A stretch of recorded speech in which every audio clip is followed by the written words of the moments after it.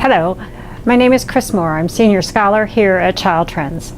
I've worked with many organizations over the years to help them build the capacity to deliver high-quality programs for youth and ultimately to become evidence-based.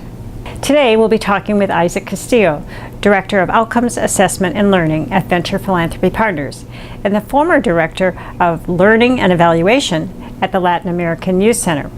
Before the development of the Promotor pathway, we had spent approximately 4 years developing a strong performance management system in-house within LAYC to measure the effectiveness of each one of our over 50 different programs.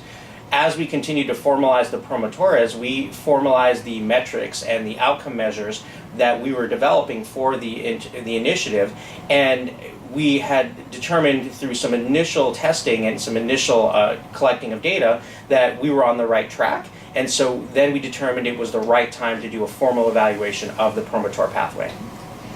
We hired an external evaluator for a couple different reasons. First, we wanted to have some credibility so people didn't think it was just us evaluating our own program. But secondly, we wanted to bring in some expertise that our in-house evaluation team didn't necessarily have at the time. We also thought it would be more efficient to be able to use an external evaluator. We found that external evaluator through a request for proposals process. We issued a request for a proposal, an RFP. We got in several different applications from potential evaluation groups. I put together an advisory board, which I led.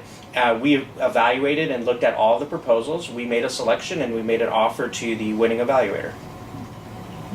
The evaluation overall went very well, but there were certainly bumps along the way. What no one anticipated early on was that there was a large proportion of the youth that we were serving who were recent immigrants to the United States and who did not have a parent or guardian even within the United States. Forget the greater Washington area, they didn't have anyone in the United States. So we had to partner very closely with our institutional review board to figure out how we get consent for youth who are living here in Washington, D.C., but whose parents lived in Central America.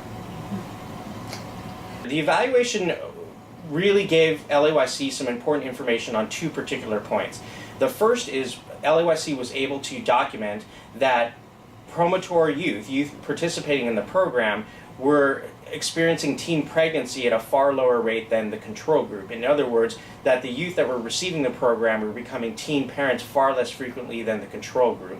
Secondly, because of the challenges that these youth faced, they were frequently going through transitional times in terms of their living situation. They were in unstable living environments. They were moving from house to house or living in homeless shelters.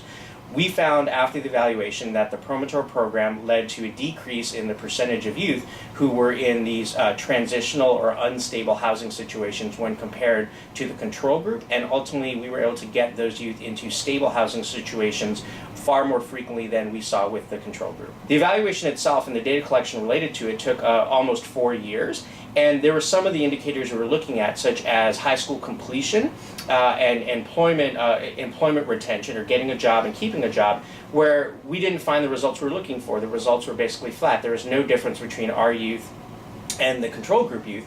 However, we theorized that because these youth started at such a place where they had so many risks and challenges, that these types of outcomes, high school graduation, obtaining employment and keeping employment, were probably longer term things that we weren't able to measure those changes within the term of our data collection. Meaning, if the evaluation had possibly been 8 to 10 years, we think that we possibly might have seen those results go in a positive direction. We just probably ran out of time with our data collection. Okay. We had never thought to really measure or think about youth getting health insurance early on as part of the initiative, right? And as we started to go through even the first months of the initiative, we identified that getting youth health insurance and tracking that as an outcome was very, very important and often a vital first step to making sure that these youth were in a stable situation and could continue to capitalize on the rest of the program.